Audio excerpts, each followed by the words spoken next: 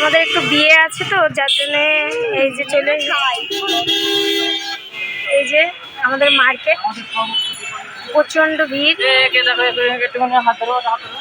তা এক বোনের বিয়ে আছে, বোনের বিয়ে আছে, যার জন্য হচ্ছে দিদি ধর ওকে। এই যে ফুল কিনবো বলে চলে এসেছি, এই যে দেখতেই পাচ্ছেন, দেখুন ফুলগুলো এত সুন্দর লাগছে।